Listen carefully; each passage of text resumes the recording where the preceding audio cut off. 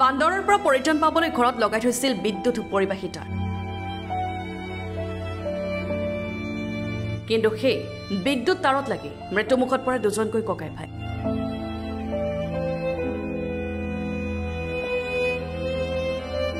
উত্তৰ লখিমপুৰ চহৰৰ কেবি ৰোডৰ ঘটনা এয়া। বৰষুণৰ বতৰতেই সৰু ভাতৃয়ে প্ৰথমে স্পৰ্শ কৰে বিদ্যুৎ পৰিবাহী তাঁৰডাল।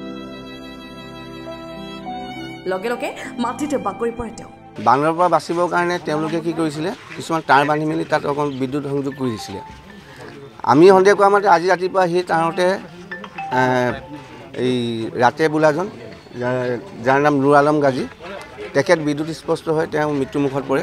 কিছু সময়ৰ পাছত ঘৰলৈ অহা ককাইকে দেখে যে ভাতৃ পৰি আছে তাঁৰত লাগি। লগে লগে ককাইকেও চেষ্টা কৰে ভাতৃকে বচাবলৈ। ককাইক যেতিয়া আহিছে, চাইকেল লৈ আহিছিলে, চাইকেলখন ইয়াতে ষ্টেণ্ড কৰিলে। ষ্টেণ্ড কৰি পেলাই তেখেতে দেখিলে ভাইক তাত পৰি থকা। তেওঁ দেখি পেলাই ৱায়াৰডাল যেতিয়া দেখিলে পৰি থকা বুলি, তে সেই ৱায়াৰডালকে, ৱায়াৰ নহয় আচলতে তাঁৰ হয়, সেই তাঁৰডালকে এৰাবৰ কাৰণে গৈছিল। সেই সময়তো বিদ্যুৎ পৰিবাহ হৈ থকা তাঁৰডালে ককাইকৰো জীৱন কাঢ়ি লয়। এৰাবলৈ যাওঁতে তেখেতো সম্পূৰ্ণৰূপে এইখিনি পানীৰে ভৰ্তি হৈ আছিলে। সেই পানীৰ ভৰ্তি হৈ থকাৰ কাৰণে পূৰা মানে কাৰেণ্ট পূৰা প্ৰভাৱিত হৈ আছিলে।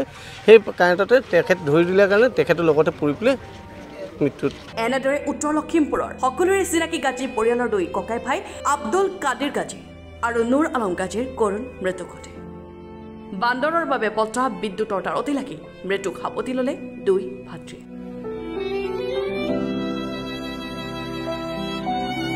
এই ঘটনা এতিয়া শোকৰ ছাঁ পেলাইছে উত্তৰ লখিমপুৰ চহৰত। আৰু এইটো আমাৰ কাৰণে খুব দুখৰ বিষয়। আজি যিহেতু উত্তৰ লখিমপুৰ গাজী বুক স্থল বুলি ক'লেই চবেই চিনি পায়। তেওঁৰ স্বত্বাধিকাৰী গাজী চাহাবৰ দুজন সুযোগ্য সন্তান বুলি ক'ব পাৰি, আব্দুল কাদিৰ আৰু নুৰ আলম গাজী। আজি এটা দুৰ্ঘটনাত মৃত্যুমুখত পৰিছে।